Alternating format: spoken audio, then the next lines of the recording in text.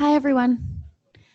So we're going to get started. This is sort of a little bit of an unstructured time. So a couple of us do have some slides that we can present to sort of elaborate on some of the research that we've done. But really what this is about is kind of fleshing out research ideas, kind of fostering collaborations, discussing design. And so I guess we can leave it up to you guys. Would you like to hear, really it's just the two of us that have a little bit more to flesh out in talking about our study design, but I don't know if that's as interesting as maybe, is there anyone in the audience who was, came to this workshop thinking, I have an idea in psychiatry that I would like to flesh out? Anyone who has any specific questions or thoughts that they wanted to talk out with the group?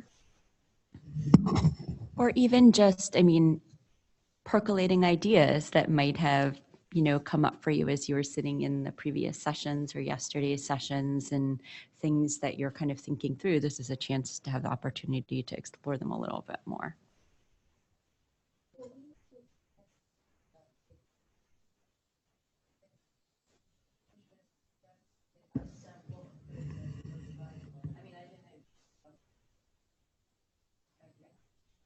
Yeah, so I could speak to the process that I went through and then thinking about how that could apply potentially to bringing you over to Cornell.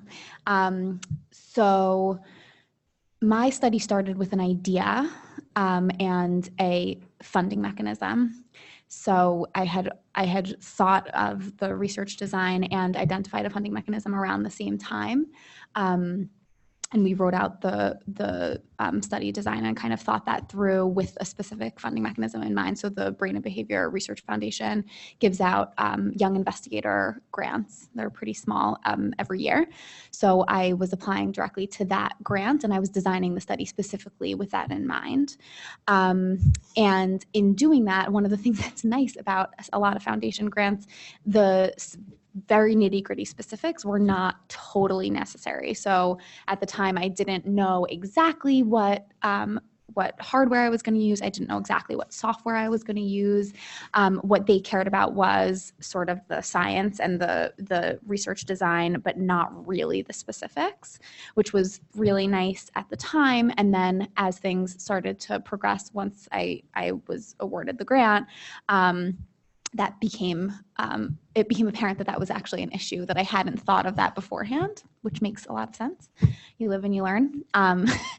So I, after I had gotten the grant, I was very lucky to have the mentorship of Joanne, who just has so many relationships in all over the country, and she's been in this field for so long, and she knows everyone.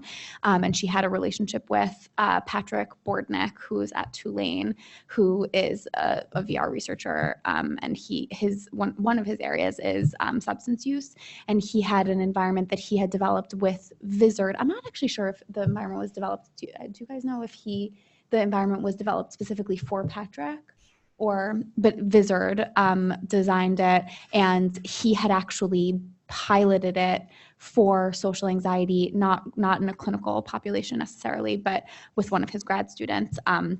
So Joanne thought of that and was able to get in touch with him, and he just gave me the environment, which was amazing and very helpful to not have to think about a lot of the considerations, which from when you're building a study from the ground up, you have to be thinking about, do I have the money and do I have the time and all the other resources necessary to kind of, develop the software and acquire the hardware and all of that.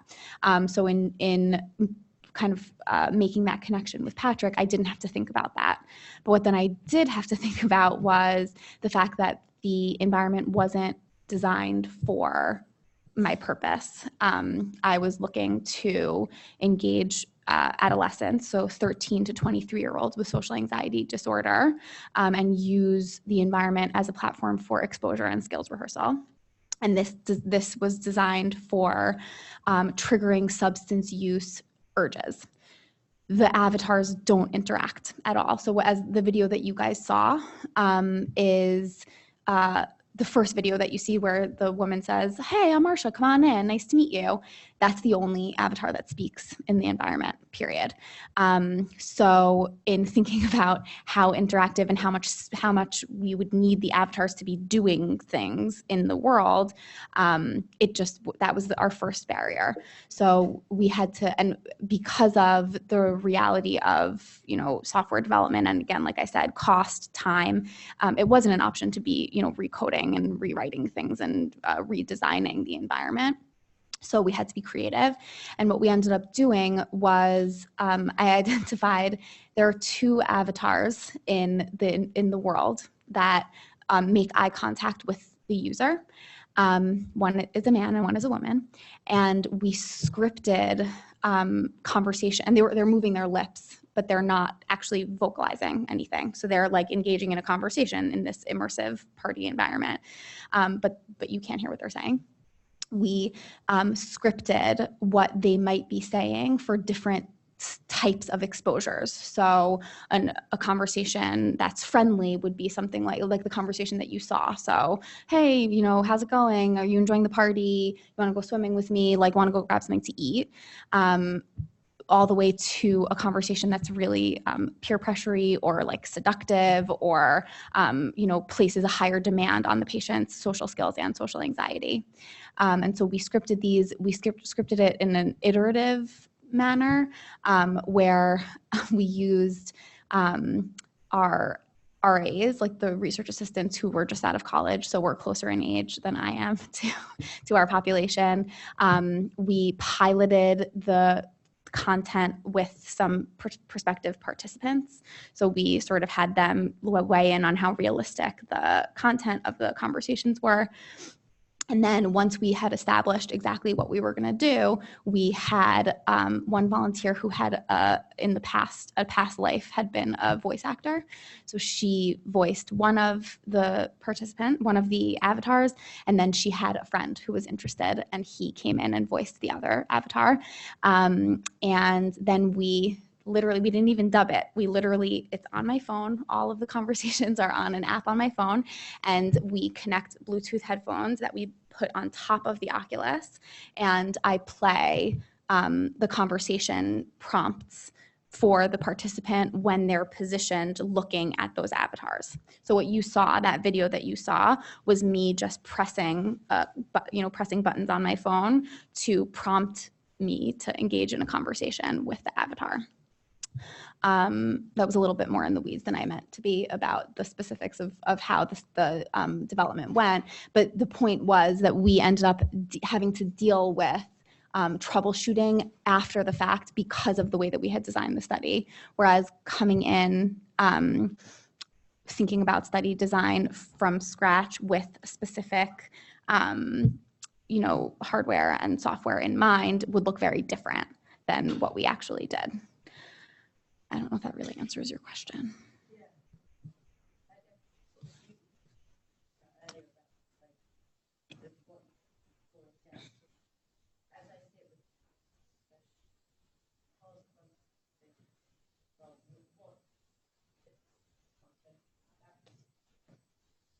Mm-hmm.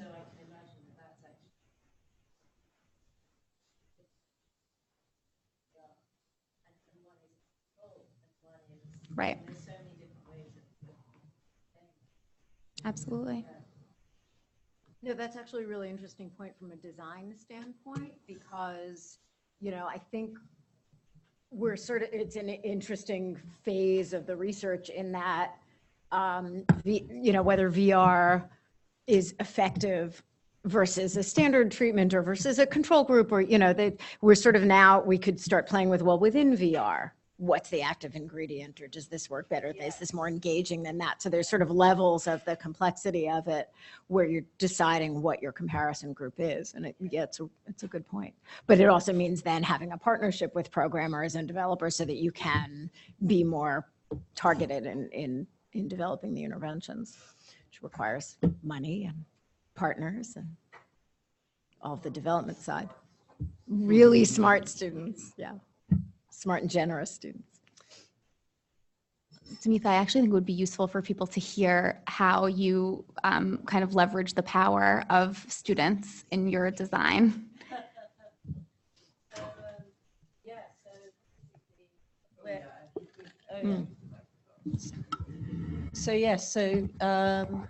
It was always my intention from the beginning to co-design this with students because it's designed for teens, so it just makes sense to have them have a say in it. But so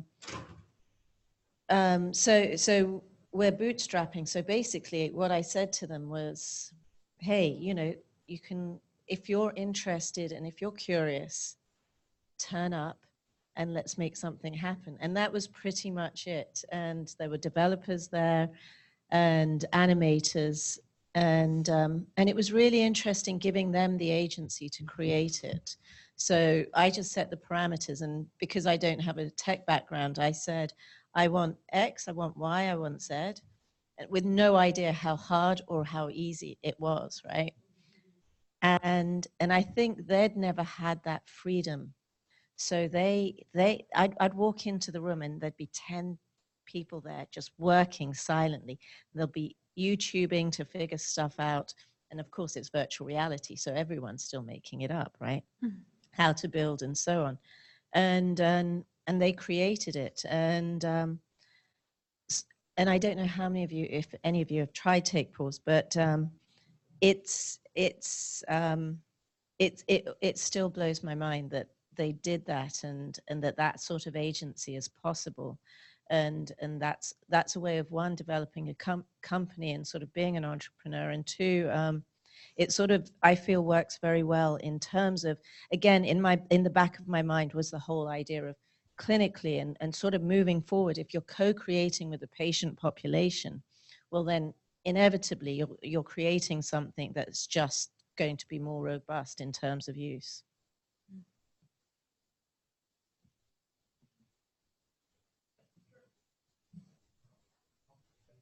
Sounds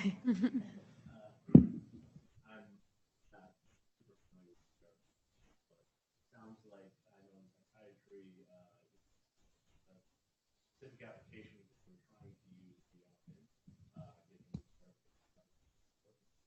given the question is, do any of you know of any developers that are creating like an environment suite that can be multi-purpose? That's something that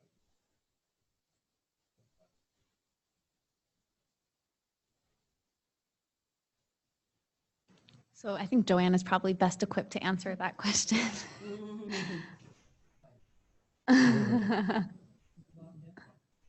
No.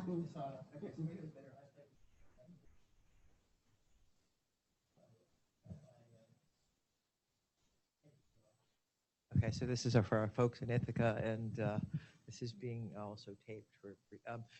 Well, first, many people are that is an idea whose time has come, or the zeitgeist is.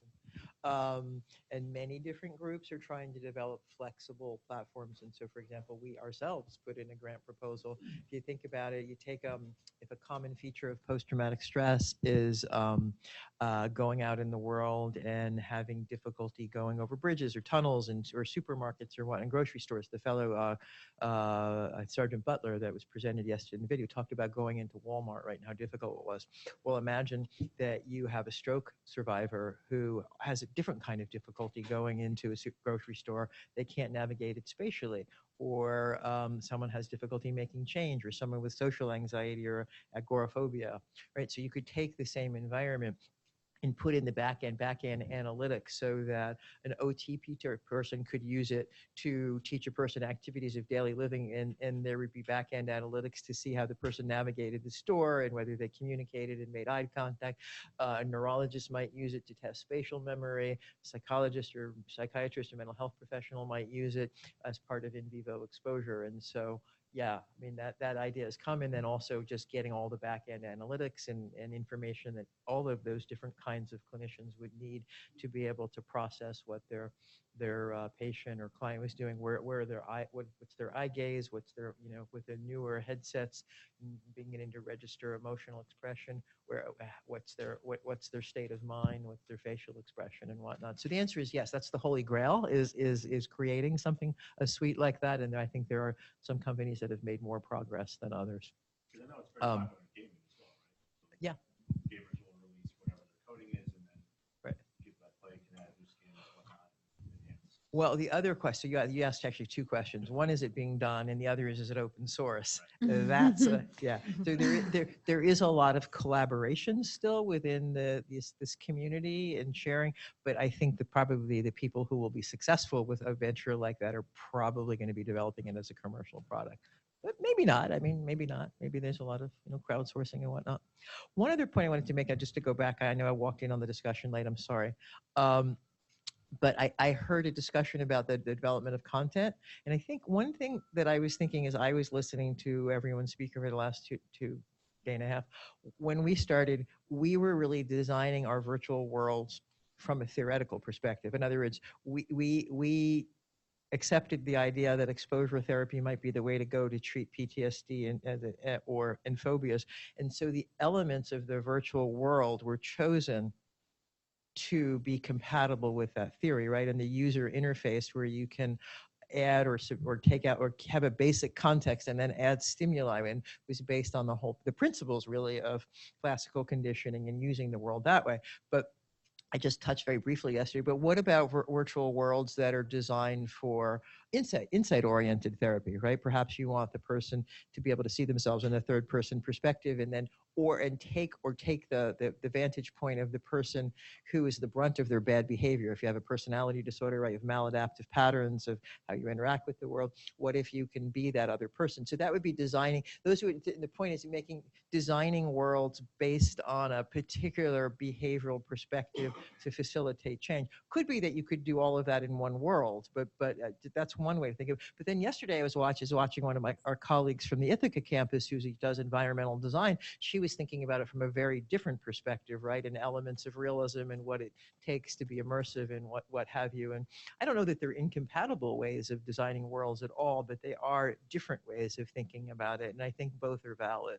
And I think, so Michelle, I think for your work, it was more from the world was designed more from a theoretical perspective about how to treat addictions and whatnot, right? And cue-dependent learning than it was particularly about immersiveness per se, for what that's worth.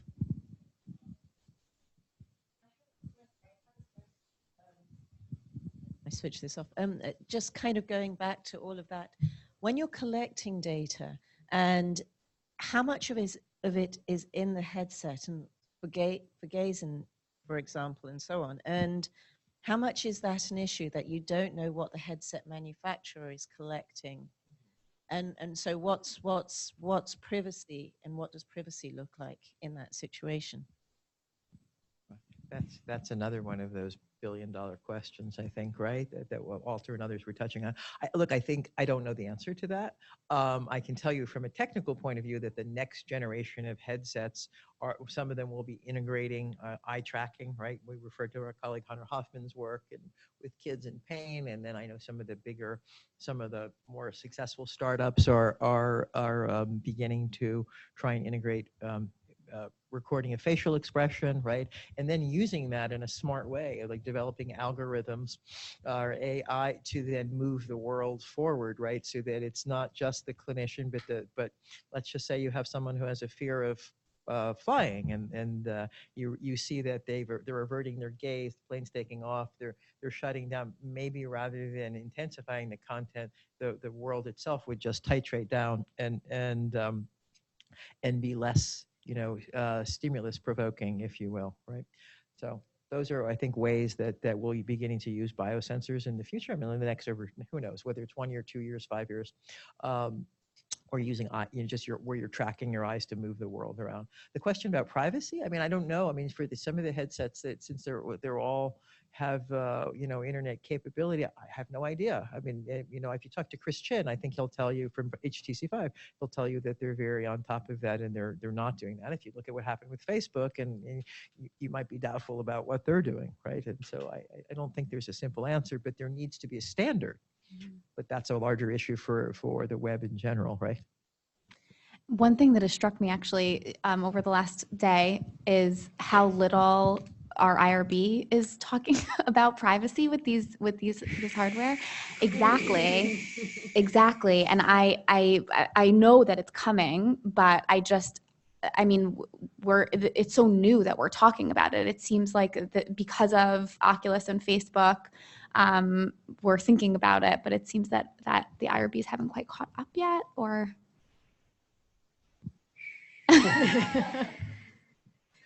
Yes, I think so.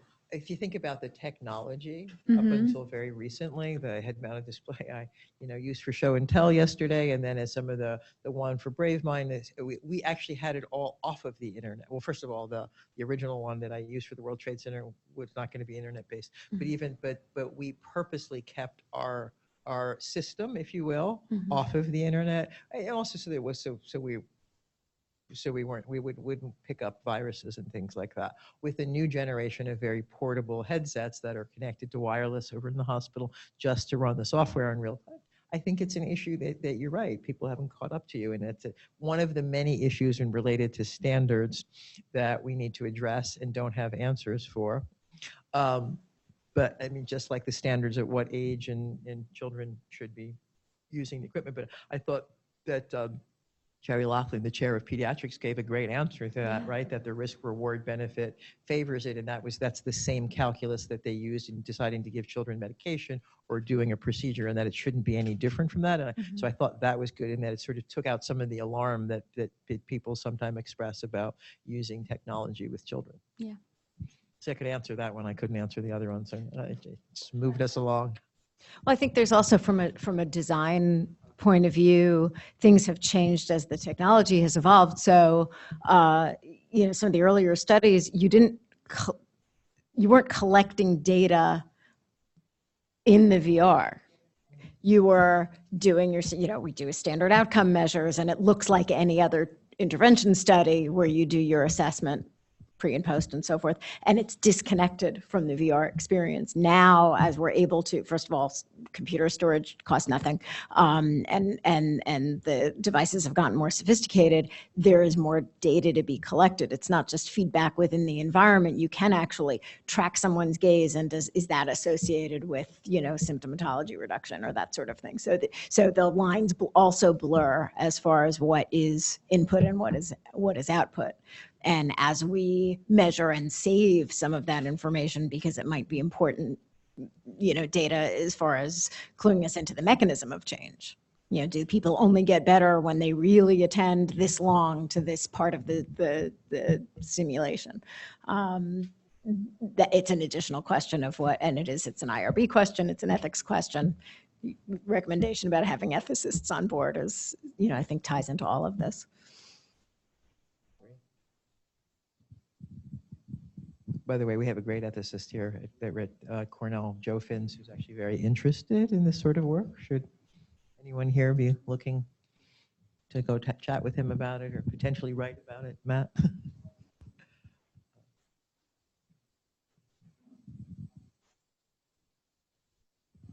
I have sort of a left turn.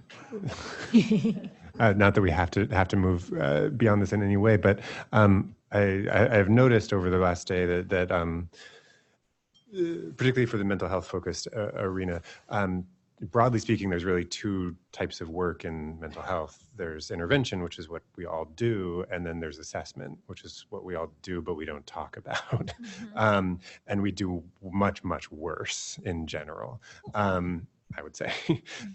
So when I, for instance, am training my monthly trainees, one of the things that we all need to think about is that the gold standard assessments in mental health are all highly structured, easily repeatable, regularized assessments.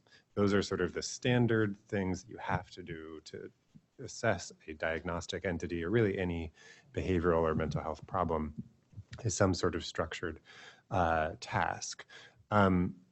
VR and other technologies really should be used to make that process much more scalable than it is right now, because those are hugely time intensive. They cost a lot of training hours. They cost a lot of headache hours to actually implement.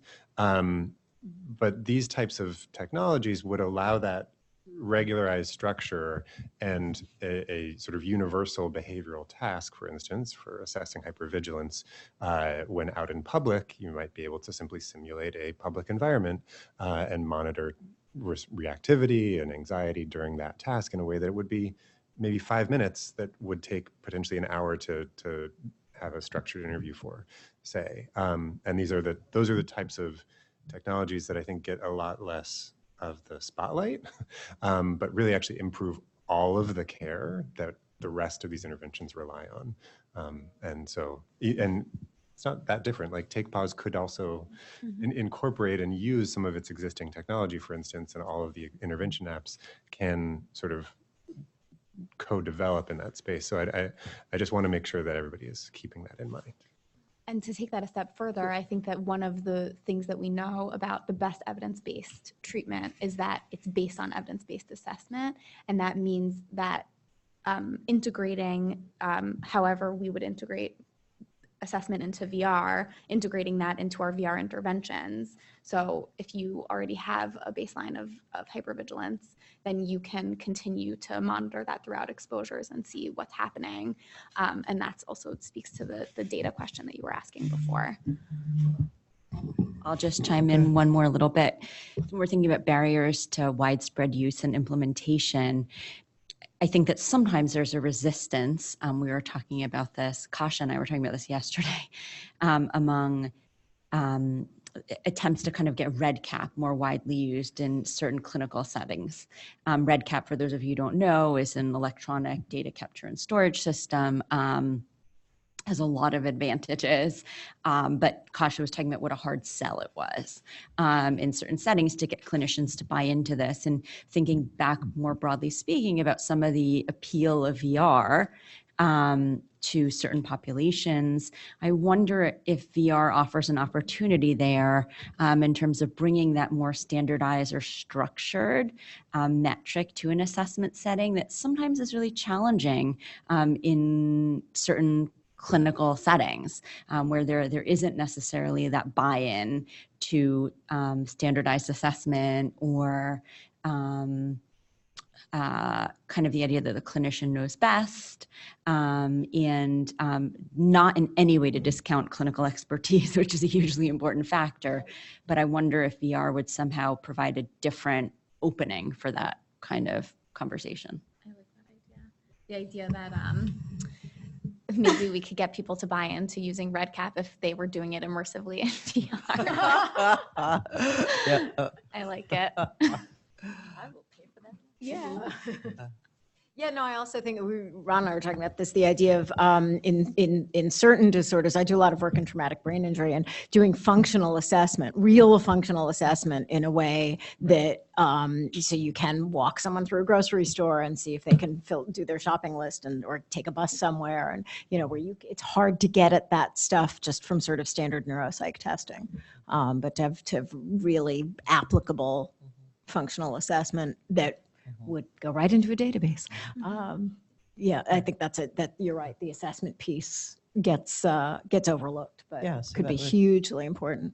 That was a good left turn. So if we're going to go travel down that road a little bit, first a quick anecdote. When we began this multi-center trial of comparing virtual reality to exposure therapy, we sort of referred to that. We introduced REDCap. I think we were one of the first users, and I actually had one of the clinicians say to me, or to actually all the PIs, I'm too old to learn this. And we all looked at it and went, well, we're older and we're, so, no go there. But I think that there is, I think you all have valid points. I think with REDCap it is different though, because no matter how efficient it may make your research, it's not emotionally compelling. I mean, even as a PI of a large study, as much as I appreciate it, I'm not compelled by the software, right? Speak for yourself. Well, all right, you're a statistician. Okay, statisticians think different. But your point, though, about standardized, I said we did all sort of mention it, right? We all sort of nodded to it and kept going, because I think with the treatment and interventions, the sexier topic. But I agree with all of you that a good assessment is necessary to do better treatment. So I'll just turn it back to you all and go, okay, you made the left turn, so go down the road. What should it look like? Because part of this, remember, is meant to be brainstorming about new ideas for collaborations and grants and whatnot. And what should it look like? We could, we can take the idea of this standardized shopping center and talk about brainstorm ideas about how to use it in different clinical settings. But that's what I want to know what you're thinking, not what I'm thinking.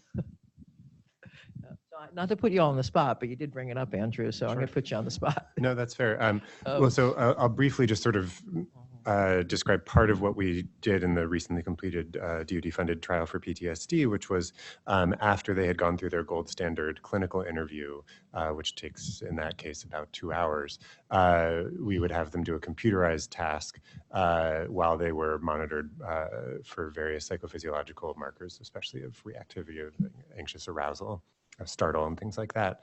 And there were fear extinction reasons that we heard from Dr. Lee this morning about, that we were testing some parts of that.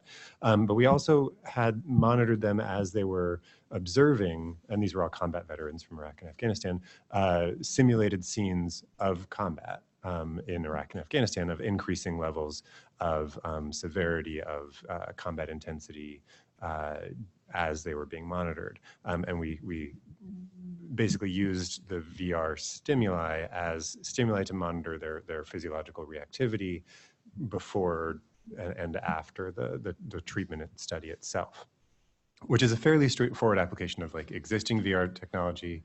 All we had to do was sort of script that. I had nothing to do with how the VR stimuli were created. And then once it was created, we could simply play these mini VR movies to hundreds of participants. That's like, I would say, probably a very simple, currently doable assessment tool, right? It provides a standard stimulus for measuring reactivity and anxiety. But similar types of things, and if we're just talking about the PTSD space, would be hugely helpful across a broad range of trauma survivors. So things like going into crowds, as we talked about before, doing shopping tasks. We saw our colleague from Ithaca's display of a crowded subway train, which would be a hugely stressful environment for many people with PTSD. And it would be worth certainly providing them with these virtual environments to see how much of this shopping mall can you explore and what parts are you willing to go into, and that would seem to be an easily quantifiable measure of avoidance and hypervigilance, just as one example. So one thing that I keep on bumping up against as I think about how this would play out is, at least for my study, and I think the CAPS also, is semi-structured. Because of the need for clinician intuition and the ability to kind of follow the path where it needs to go in the case where, someone's symptoms are presenting in a slightly different way than what is typical, or especially with social anxiety disorder, the presentations are so varied. Even if there is a rough outline that's the same, it can look so different. So sending someone with social anxiety disorder into the supermarket might look very different for someone who feels really anxious around strangers, but that would elicit whatever, measures of arousal or avoided gaze or whatever it is, for one person with social anxiety disorder, but another would be totally fine there. But if you had them, confronted directly with their professor, it would be a totally different, outcome. And we're able to do that in a semi-structured interview, but I don't know how you would, that's what I keep on kind of getting caught on, is customizing. Meaning, like, can you imagine one patient who would react one way in a supermarket or a subway car, whereas another would react? Absolutely. Sort of part of, or at least part of a broader construct I think you're pointing to, is phenotypic heterogeneity within diagnostic categories, which is a huge problem in psychiatry. And it occurs in every psychiatric diagnosis, because our diagnoses are kind of not great. But yeah, that's a perfect point, right? One of the major challenges in VR at present is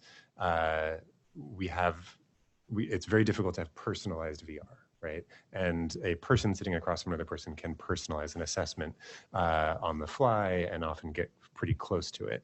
But we know that that personalization process also carries a whole bunch of noise as well. And the costs of relying on individuals in a room to make those types of decisions on net end up being much higher than the costs of even just providing standardized tools that are less personal, because they tend to be more reliable and end up carrying more validity overall, typically. That's a broad statement. So. One thing that I've been thinking about as the two of you are talking about that is ultimately, yes, if you're thinking about scalability and you're thinking about cost effectiveness and so on, it's very costly to train clinicians and it's very time intensive, and it's hard to get people up to the level at which you need them to be really to administer something like the CAPS or other measures where you're really trying to do gold standard assessments regardless of the diagnosis. But one area in which I'm wondering about the utility of something like this is like self-assessment. In the sense that if you're thinking of kind of brief PTSD screens or brief screeners, right? I'm thinking anger, that's always in there, right? Avoidance. I'm just thinking about the primary care PTSD screen. Andrew and I were just giving some lectures to the third year, fourth year residents and talking about kind of quick and easy ways to do some assessment.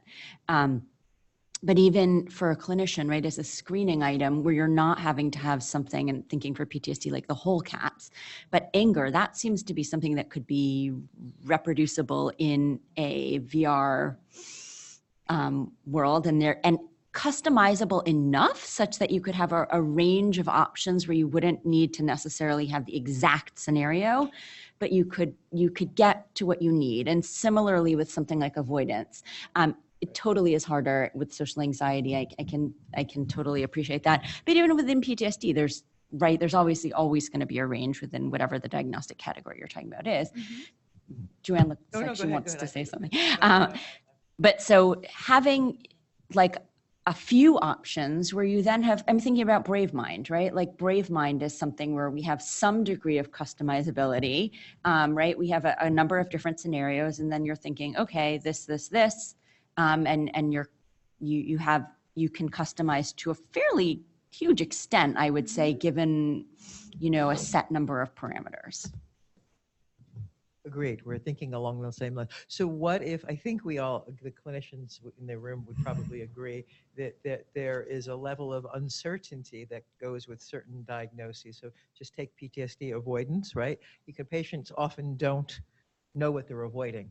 They've forgotten. It's been so many years they've changed their behavior. So what if you began to use some of these virtual worlds as enhancements or adjuncts to a clinical interview, where if you have a doubt or doubts that someone, they're underreporting their avoidance or they're underreporting their distress, for example, you challenge them in the virtual world and see what they avoid. Of course, you have a sophisticated headset that can record facial expression and eye tracking, it would be all the better, right? And kinesthetic movement, and then try to correlate. Since we're supposed to be generating research ideas here, I'll push it a little bit.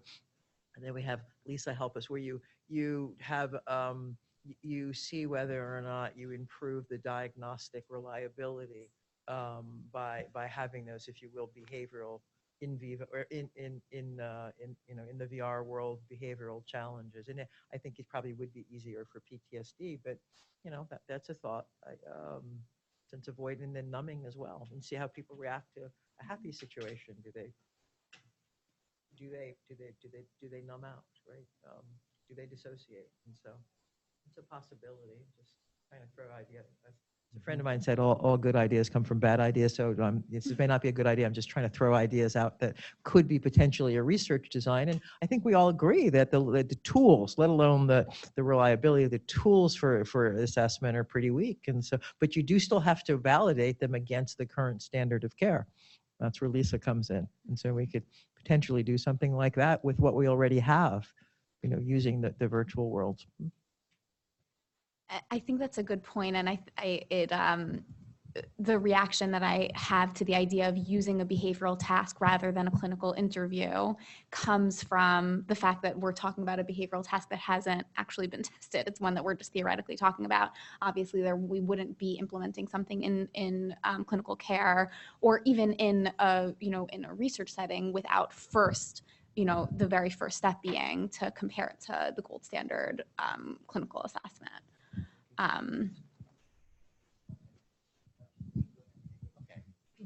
I wanted to just add something to this, and scalability for the military is a really big issue. And so you can't do a capsule on every person that volunteers to be in the service. And additionally, you really can't rule people out of fitness for duty unless you have a diagnosis. And the challenge to that is that, as I mentioned earlier in my talk, you don't know what your volunteers are coming in with in terms of their past experiences, but this type of thing would be very scalable. You could administer it to everybody and identify those that seemingly have a vulnerability or a heightened risk factor. But from the military perspective, even that doesn't rule someone out. But what it does do is indicate what type of additional training might be beneficial to them to sort of mitigate that risk. And so, I think it has a lot of potential. And, well, I think the ability to develop a tool that screens and captures the biometric data along with all the other things it can do would identify that, but in a very economical way. And the military is always very interested in economical improvements. And again, they don't rule people out, but they certainly can recommend additional training that would make them a better recruit. So I just wanted to bring that up, and that's a consideration for us. Can these new headsets that have the biometrics, can they measure startle? Do they have EMG? Can who measure startle with what? I mean, within the headset? They wouldn't have EMG. They would have like a Right. skin conductance or but something. What do they there have? are actually, there is an experimental headset that's I demoed once where they actually are trying to integrate EMG data. So right. Yeah. You guys are. Yeah. So eventually, not quite there yet. But I was going to try and incentivize you all a little further on this idea, and that to pick up on what Ron said, the military would be very interested. That's potential funding mechanism, right? The other consideration is I think many of their people in this room know fitness for duty evals, independent medical exams and whatnot. The question that we're all always asked is, well, in the legal world, it's like with degree of professional certainty, are you saying that so-and-so has PTSD? So coming up with, I know we're trying to come up with biomarkers for PTSD, but coming up with a standardized set of stimuli that you could use that enhanced an interview when you were in doubt about does that person really have PTSD? Are they underreporting avoidance? Are they overreporting this? And so if you were to develop this tool as an enhancement of a standardized diagnostic assessment, you would potentially have a commercial product as well. And so then that opens up other grant funding mechanisms like STTRs and SBIRs, and also introduces the possibility of having intellectual property and getting people interested in your idea beyond your conventional funding sources. See, I'm trying really hard here to get you guys to take this for something more than an idea and think about how to run with it with Lisa's help here, because you do have to start with the standard of care, which is an interview that's fallible, right? Well, and that's, I was thinking about that as a non-clinician, but someone who's been clinician adjacent for a really long time. The idea that, so if somebody, even a very good clinician is only as good as the self-report and sort of your training and your instinct and your nose for somebody not telling you the full story. So it's still a patient reporting information to you. So if instead you were measuring something in a VR environment, what does avoidance look like? I mean, we know what skin conductance is, we know what eye tracking is, but you'd have to take 2 steps back and start with what is your measure, right? That's always the question I'm asking. What's your outcome measure? So if you're trying to operationalize avoidance as something that happens in a VR environment, not a reported set of behaviors, you have to kind of start with that, which I think is a interesting and doable project. But you'd have to, then you're talking about, well, is it really avoidance if they're not looking at something but they feel fine, and so they don't tell you that they, you have to take apart what each symptom is and figure out what's the analog in a VR environment that you could pick up versus a self-report. Absolutely. Wouldn't you also then have to correlate that with the clinical, right? And that would sort of help you determine what the actual measurable outcome in the VR world would be. Well, you also get to, idiographic measures of things, right? Is it, in TBI, we're sort of always talking about, do we care that much about whether somebody's vocational capacity is reduced if they're already retired, or they stay at home, or they don't work? So who cares? Like, it's not a problem in their life. So is that a symptom? Because it's not a problem in their life. So that you start answering all these questions about, what does the diagnosis mean? And then you also get into, some of the conversation about things like autism lately, right? Where as we get better at asking the question, it looks like the incidence increases. So if you're getting more precise in a VR or any other kind of assessment setting, then even the gold standard changes somewhat, right? Because you're measuring things differently. So you have to sort of keep circling back to what's the analog that you can compare it to. What is your gold standard?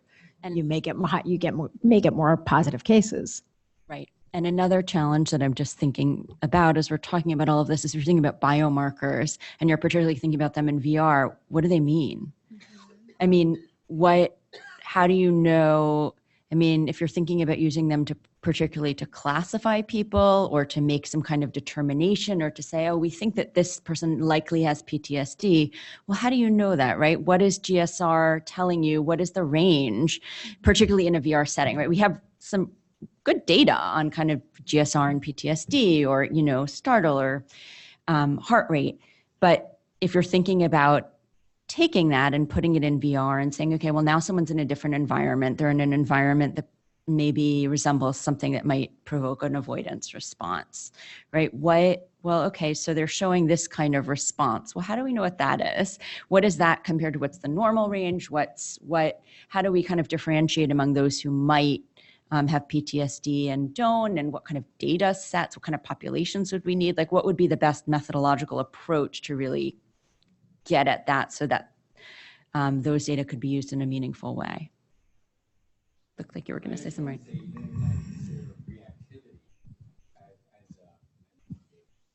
So you might not want to formally diagnose someone, but if you can determine they have a heightened sense of reactivity to certain types of cues, that helps you to focus on what they might need in terms of additional resilience. I think that's a really good point. I diagnose people all the time, and I really don't like diagnosing people. I think it's a bad system. But identifying functional deficits or vulnerabilities is very, very important and overlaps with diagnosis, which is why I mostly still use diagnoses.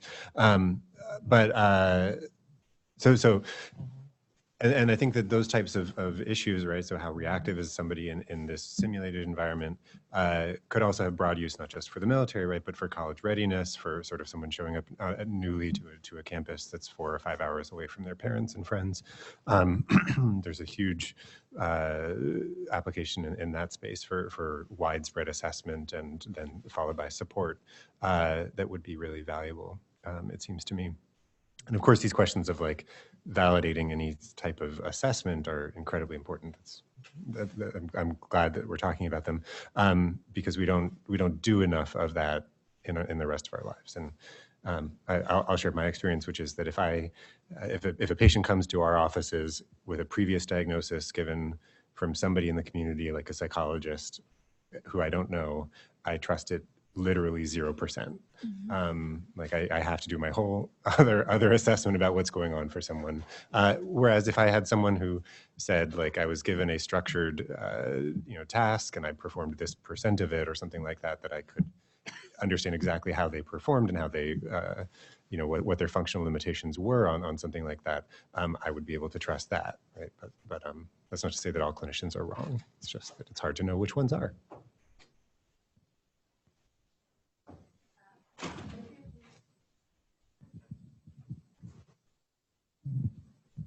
If you're thinking about validating like a standardized measure for PTSD, I wonder if there's utility to using some kind of experience sampling or saying like what kind of reactivity are people having in their daily lives. Yeah.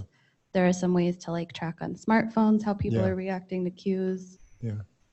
So-called digital phenotypes and experience sampling, I think those are showing, from my rather sort of surface level knowledge of the literature, those are showing pretty reasonable diagnostic and functional assessment, criteria already. And so I think that would work very well as far as documenting, to the extent that they are challenging themselves to, not avoid or to expose themselves to things within their daily life. I think those get a pretty good picture.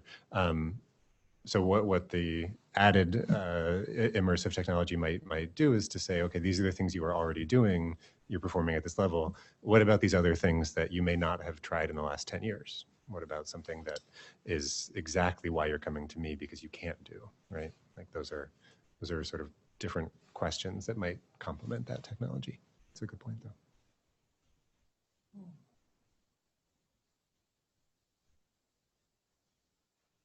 Very cool. How about this as another? So hopefully you all will put your heads together and come up with something and write an abstract. A reminder that the cross-campus symposium seed grant deadline is mid-December. If you want to find a collaborator in Ithaca and get that kind of project off the ground. Here's another thought that I was having as I was listening to all these. It's going to stay in the assessment realm, but go in a different direction. What if we know that people don't like the intimacy of a clinical setting and revealing themselves? So what if we offered the assessments in a virtual world where your patient is an avatar and you're an avatar and you meet them? They could be in the next room or they could be home. And I suppose that's a variable we'd have to control for various reasons. But do you think that would increase the accuracy of the assessment, or maybe just the person's willingness, or maybe nothing at all, and it's an idea that's going to go nowhere? But any thoughts on that? Have you, in your experiences using VR, thought about something like that? Now that we can pretty much, do a 3D video of ourselves and pop it on an avatar and be the therapist or be the assessor in a virtual world. Nah. All right, nobody's biting. No, I've Huh?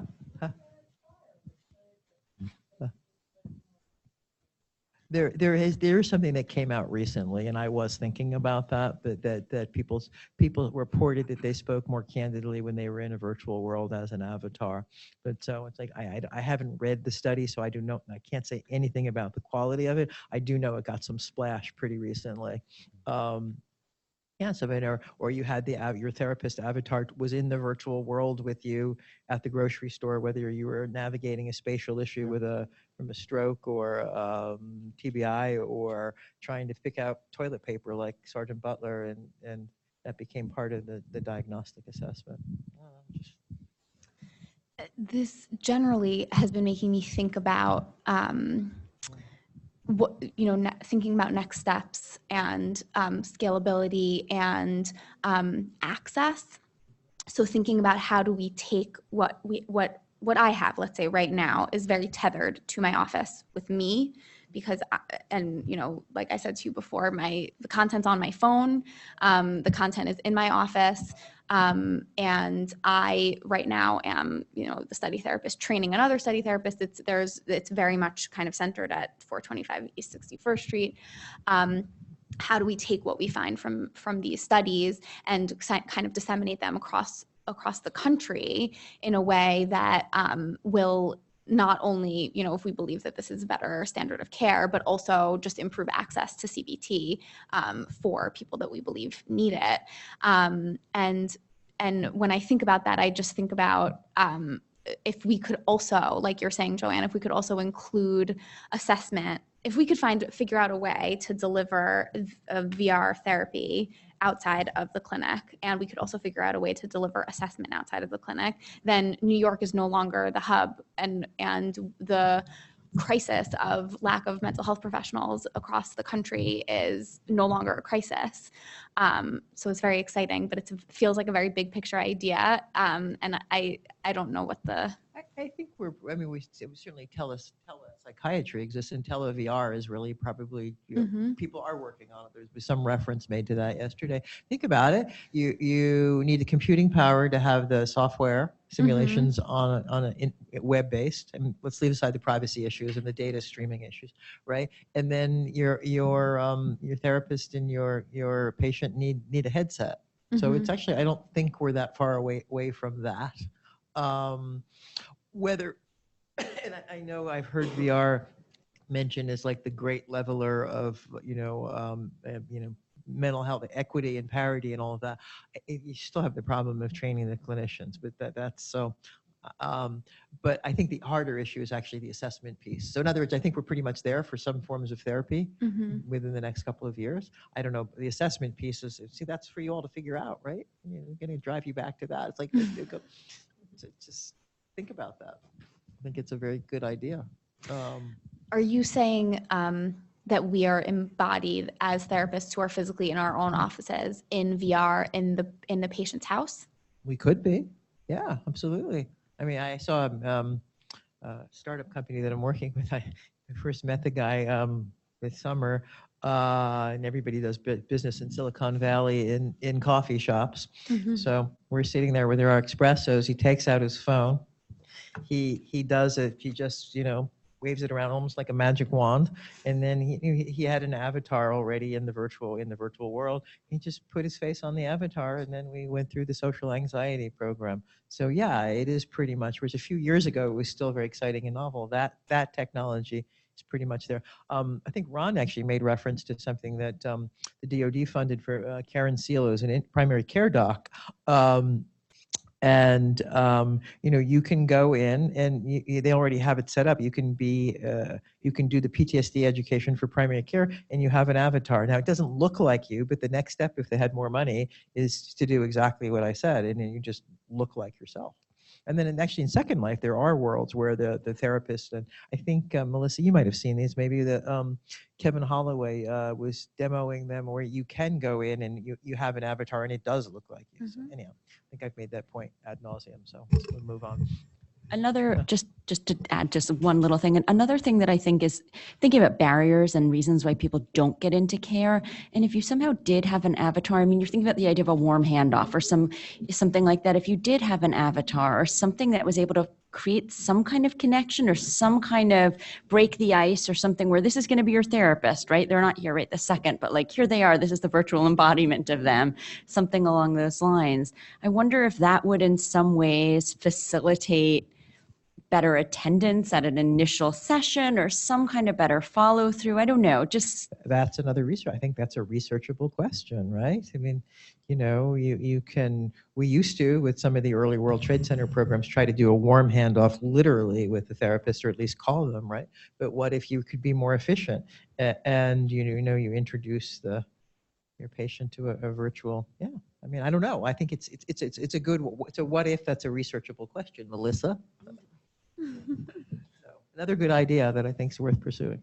And then the other application of something like that, right, is there are a number of apps that allow access for telepsychiatry and telecounseling, where the next extension of that, rather than doing chat-based counseling, would be a phone call or a video phone call or a VR phone call or something like that, right? And that seems, I'm not at all familiar with the technology for actually like creating a virtual phone call, but like having avatars in a room seems plausible at present. But I think it would be interesting for counselors and therapists who are learning to apply these skills across distance to get more of the actual in the room feeling, and valuable in many ways for patients as well, to sort of see the actual face of their therapist as they're talking about their concerns and things. And I can tell you anecdotally, I clinically use telepsychiatry a lot to see patients who are in other places briefly for college and things like that. And I can imagine how much enhanced the treatment would be by adding an immersiveness and three-dimensional component. Alone, the difference between a phone call and a video call is night and day, but then adding that extra component, I could see sort of just closing the distance, which is part of what's hard about telepsychiatry. Or just to play the devil's advocate for a second. I don't want you to all think that I'm always a fan of VR. Oh, sorry. I said just to play the devil's advocate for a moment, because I don't want you to always think I think VR is going to solve every problem. I don't. But the going from telephone to video, though, you're picking up a person's nonverbal behavior, right? But the minute you go into an avatar, you lose that. Well, maybe not, depending upon what virtual environment, how you do it. If you do voiceover, you retain their voice and all the vocal quality and all of that. But if you go to an AI where it's all, we're not there yet for that, but just assume you can, then you lose all of that. And so then it becomes like you gain more honesty and openness according to this recent study, but then you lose this, to me as a clinician, is infinitely important data, almost more important than what a person says, is how they look in front of you and what they're doing and whether they look engaged or bored or restless or angry. I find that the nonverbal information that I get is not nearly as meaningful to me as how distracted my patients are when I'm doing a video visit. I think particularly because of my population, this is how they communicate. They FaceTime with everyone, and no matter how many times I have one patient, every single time I schedule a visit with her, she says, okay, can we FaceTime? Can I call you at whatever? Can I call you? She keeps on changing the time. She keeps on saying FaceTime, just further kind of hitting home the fact that she engages with this technology in a very different way than I think certainly I do in terms of cohort difference, but also in terms of the way that I think about it as a clinical tool rather than she thinking about it as a communication tool. And I think that I would be willing to trade off the immersiveness and the inability to be distracted making it more difficult to be distracted for whatever nonverbals I would be losing, at least in my experience. But that's specifically with adolescents, or specifically with adolescents and social anxiety? Because I'm thinking to myself, I wonder if it's both age and then also condition. And maybe treatment type. Yes. Right. I'm doing CBT is very different than if I was trying to, do more insight oriented or, really anything that relies on the dynamics in the room. I think that in general that suffers probably from telepsychiatry, but it certainly would suffer from losing those nonverbals. The level of anonymity, that you could add by creating your own avatar could have somebody open up more than they would. Right. Well, Right. that's possible too. So maybe it's a differential therapeutics, right? You use the avatar for one person and the video interview or for another, in person for a third. Yes, right. Depends upon. Yeah. The other thing I'm thinking about All is researchable questions, folks. thinking in terms of scalability, like if you're thinking in terms of screening, and particularly if you're thinking in terms of biometrics, if you didn't want to waste a clinician's resources at that level, like a really experienced clinician to do this, but you had this more as a screening tool, or you had this more in a way that kind of people who were just not as familiar with this. So maybe they wouldn't be as good at picking up on those facial cues, on the nonverbals, on things like that, that maybe having some more standardized biometric data and the kind of standardized environments that you could potentially have could be more useful when you're thinking about making this applicable to a wider audience. That maybe at a very at a very high level, yes, that would matter. Although, yeah, that is a question as we're talking about. But maybe at a broader level, the trade-off would be more on the side of having standardization and potentially biodata. Very, very interesting and researchable question. So it could be either, so you could create this, take the same environment, it could be an enhancement if you want to increase diagnostic certainty, it could be a self-report assessment used in the military, it could be for triage, right? So again, you create a flexible enough environment, you can do it all in the same world. I mean, wouldn't that be great if you knew that instead of giving someone the PCL with patient PTSD self-report measure, while they're waiting in the waiting room, they go through the shopping center and you collect their eye gaze and their heart rate variability and you see what decisions they make and whatnot. And then, you know, you've already learned from that research study you all did that it correlates very highly, you know, certain responses correlate very highly with a PTSD diagnosis. You have a research question and a saleable product right there. And Ron's agreeing with me, and he's funded millions of dollars worth of PTSD research over time and read tons more grants than I have, and he's nodding his head in agreement, right? Yeah. I'll put you on the spot. Well, that's all right. Yeah, I think the thing that I would add to that is that, you know, most, and again, I'm speaking from the military perspective. At this point, PTSD is so well publicized that people know the symptoms. And so when you're doing a PCL, you're probably not really getting a true picture of that person because they know what the answers are and they don't want a PTSD diagnosis. So they know what to say and what not to say. And when you go to biometrics and you know, other ways of collecting data, you're far more likely to get an accurate picture of the person. Sure. Particularly in high stakes settings like VA benefits. Very valid point. So to your point, Andrew, a functional assessment. Yeah. Where he would at least say, what are those avoidant behaviors we would want to see that we think will correlate highly with the actual symptoms in the real world? Right, and with, you know, actual disability and you know, limitations in daily life and relationship quality, right? These are, I think, the things that drive most people to actual care are those types of functional losses and relationship changes. And so it sure would be nice if, rather than asking people what has caused your relationship problems, we could tell them, in fact, it looks like you're suffering in these particular ways, and that often causes relationship problems. Do you think that, you know, your tendency to see threats everywhere has been a problem? Like that.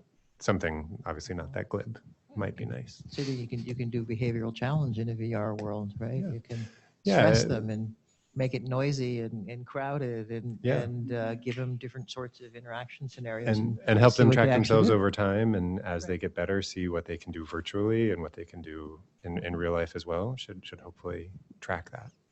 I would expect it would more closely maybe than a self-report even. Right. A question around that in terms of, so exposure therapy is starting small and getting to a point. And then this is an assessment. So would you be starting big and reversing back? And then sort of what would that look like? And sort of, yeah, are you actually creating the scenario which leads a person down that path? Mm-hmm. So gradual exposure is what's used in most treatments for adolescents and kids. Prolonged exposure is not quite as Less gradual. It's not as gradual. So I think that those questions the question probably is answered differently. But I would say you're saying are you asking whether there's a problem with using such an intense stimulus when you're trying to build up towards that?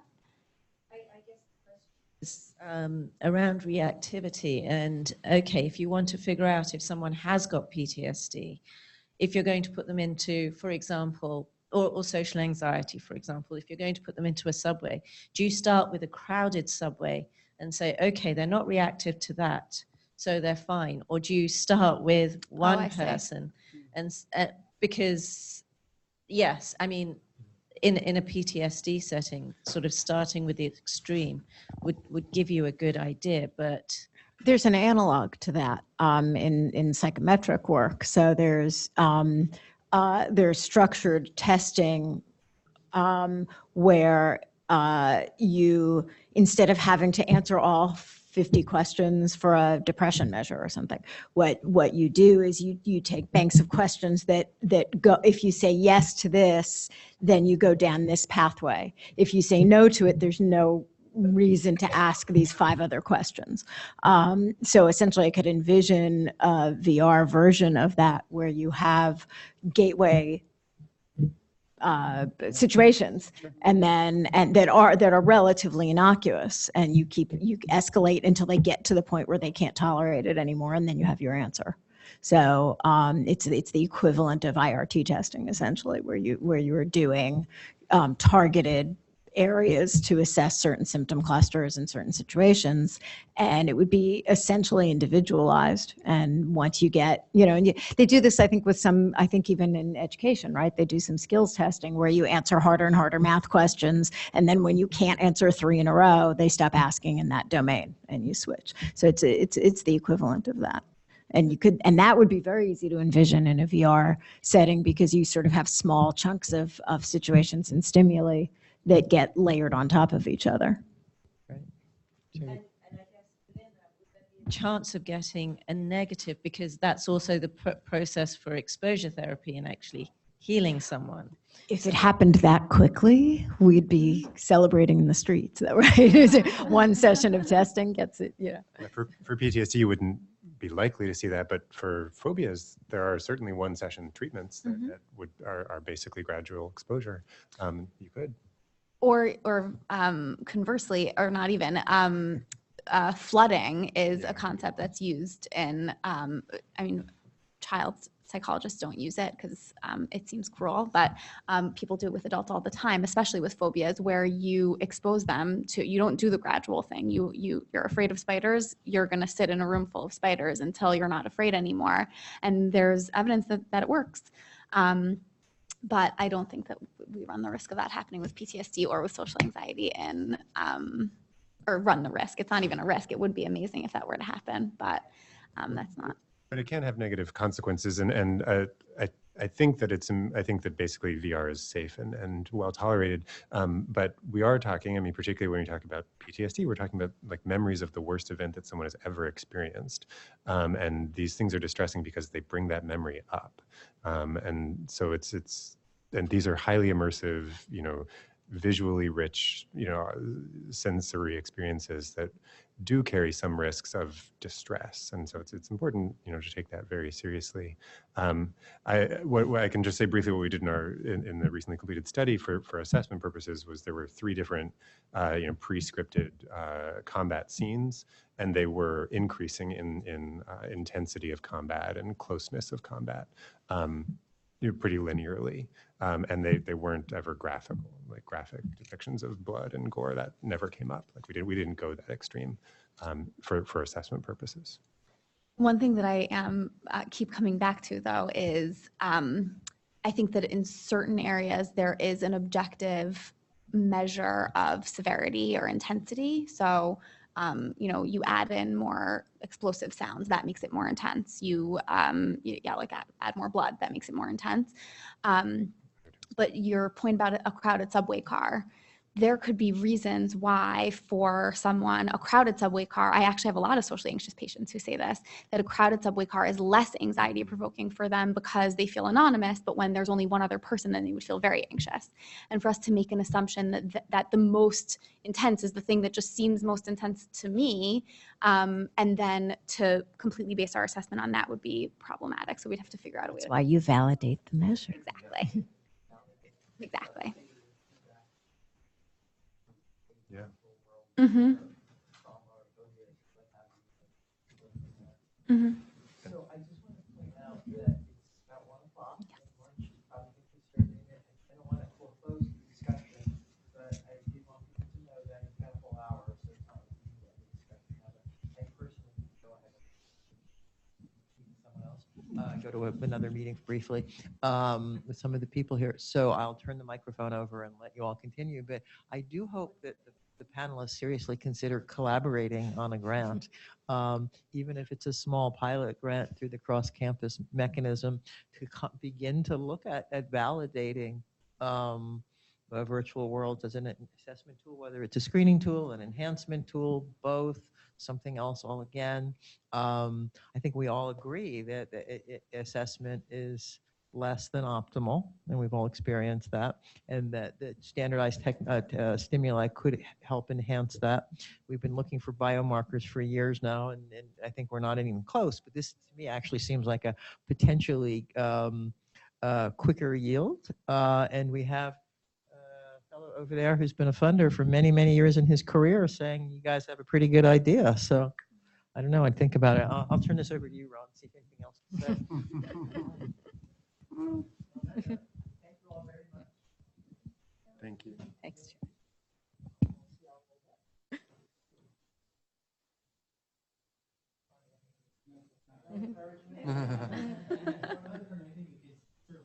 Looking into and giving it some thought. And, you know, even if you can develop standardized ranges for what seems to be average, normal, whatever, you know, you get an indication if somebody, you know, tops out on that.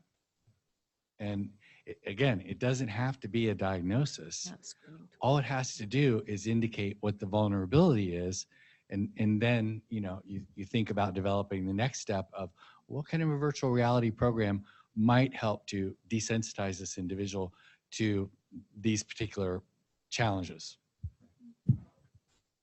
Yeah, that link back to interventions, you know, possibly scalable technology-based interventions, that would be great. And also more targeted interventions in the sense that you have a much clearer picture of where the symptoms are, if you have much more precise measurement of what domains are particularly problematic. So I'm just curious, because you guys are sitting here nodding, is everybody, are all of you in psychiatry? Are you, what's the mix in the room? I'm curious. Everyone's been quiet. Are you all Pats? Is that what it is? See, I know you all the phone. I work in community outreach and education, so for Joanne's military clinic, but yeah, involved with psychiatry to some extent. I'm doing a PhD in clinical psychology, and I'm training at PATS. They are all Pats. Okay. I'm another doctoral student at PATS. And I am another doctoral student at PATS. Well, that answers that. I'm a psychology postdoctoral fellow in the Westchester campus. Yay, someone Oh. somewhere else. I didn't realize that. No background in psychiatry. I'm in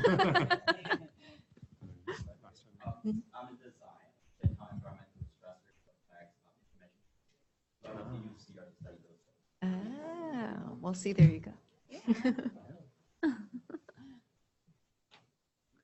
So are you, like attentional measures, that sort of thing? Or? Yeah, so like, things pass within the environment, so that we actually pass responses in the environment itself. And now we're starting to look at like using EEG with VR. Mm-hmm. But that has been really difficult. But like what James in the session said earlier, being able to look at like not look at some of the information captured in the environment itself, which kind of came as a surprise because we wouldn't expect that that information to be available. Mm-hmm. No, I mean, it's interesting when you mentioned the Stroop, because I do a lot of research in TBI. And so the idea of using VR to do neurocognitive assessment seems like a great fit, because that's you can get reaction time, and you can get eye gaze, and you can get, you know, and I did some work where we were just trying to do a computerized version of the trails just on a tablet. And validating that compared to paper and pencil, but you know, and when you're doing the paper and pencil tests, and you've got the stopwatch, and there's so much noise, and so yeah, I mean that feels like a really natural fit to do some of those assessments that way. Just being validated trails on a tablet. It's an old study. No, it's an old study. I can't believe that. Yeah. Until 2019. But it was messy.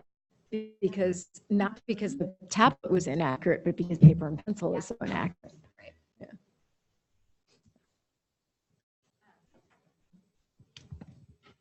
So I'm still thinking about this idea of operationalizing for clinical assessment reasons.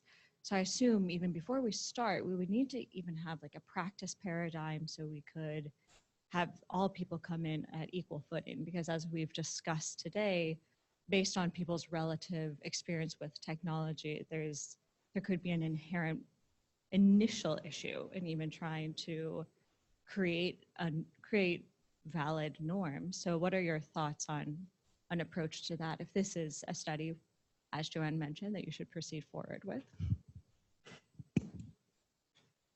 That's a good point. A lot of the VR that are being demoed, I think, as you know, have a super brief, like it's designed to be as brief as possible, sort of orientation task, just to say, look here, look there. Congratulations, you've mastered VR.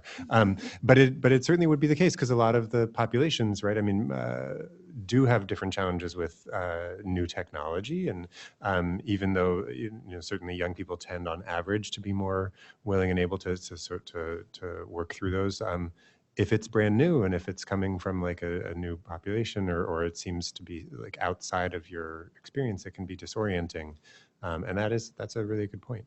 You'd have to, it would probably be better to have a 5-minute task that was sort of innocuous within the VR system before doing a sort of any sort of higher stakes assessment.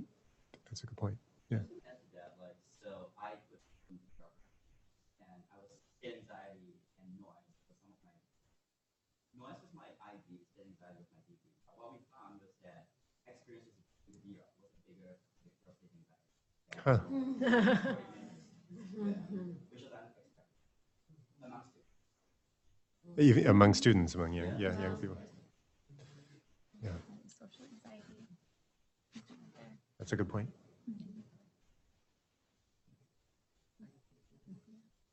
And then the other challenge with VR as an interventional source as well is, there's sort of an upper limit on how long people are generally happy to stay in a virtual environment.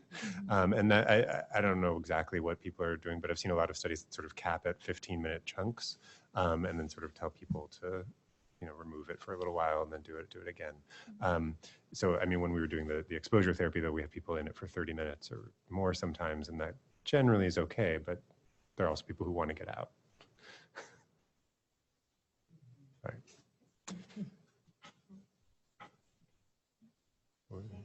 I actually have a question about that. As someone who uses virtual reality both in clinical practice and in research, we've done kind of virtual reality exposures and we've kept people in these virtual environments for 40 minutes tops. We take a break and then we keep going. But that said, something that comes up is sort of the difficulties of tolerating the virtual reality for a prolonged period of time, and sort of the feelings of like discomfort and dizziness and some nausea coming up. And it's interesting because sometimes those symptoms mimic symptoms of anxiety, especially as a person's getting more and more anxious. And so something that we've run into quite a bit is when a patient's kind of endorsing some of those just feelings of discomfort, how much of that is sort of a signal to stop the exposure just because there is that upper limit, right? Versus how much of that is kind of giving way to this desire to avoid physiological discomfort. It's a hard question to answer. And we've lost participants because they're like, I just feel too nauseous because of this. But really, it's the question of what's driving that. So I actually have a patient right now. So the first exposure that we do with almost everyone is having them walk through the party. There's a predetermined 3-minute path where they just sort of are taken through the party. And it's supposed to establish a baseline of what their anxiety is. It is I sort of use it as a little bit of an assessment measure, but also it's supposed to be like their introduction to exposure. This is what exposure is like. This is easy. You can do it. This is what the party looks like. But because of the nature of the environment and the nature of the software and everything that we're using, it actually is pretty nauseating because they're not moving themselves. So they're being taken through the environment. And this hasn't been a problem with everyone, but a patient that I'm seeing now, she said that she felt much, much more anxious than she expected to. And I spent some time trying to tease that out with her a little bit. And then I realized that there's a tremendous clinical utility in the patient learning the difference between those two things. So initially I was like, oh no, is she too motion sick to do this study? Is this doable. And then I realized, purely from a clinical perspective, for her to be able to tell the difference between motion sickness and anxiety, one way, and the other way for her to be able to tell the difference between anxiety and motion sickness, is an important clinical tool. Now, in research, it's a little bit more complicated, but and we're talking about, the doses are tiny. We're having people in VR for 3, 4, 5 minutes. The exposures are very discrete interactions. But I mean, I think that when you're talking about it purely clinically, there's something to be gained.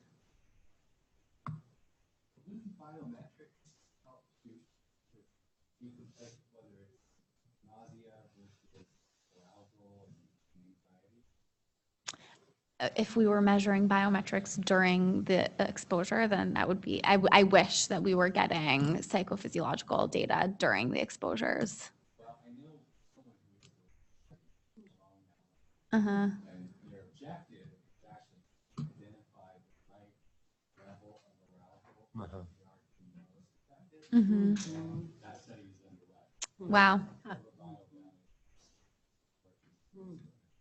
That's great. That was a study that we thought about proposing a few years ago. We're already behind the game, I think. The other thing is about those biometric signals is that, they're not perfect, and our bodies are so interrelated, right? And so a lot of people get nauseous and then feel anxious about the nausea.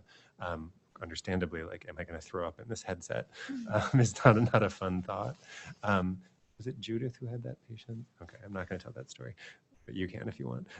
That's a realistic concern, and it's one that's clinically relevant, because like if we were doing a panic study, like nausea is part of that, and like you might even use that for interospective exposure, like wear this VR headset and spin around.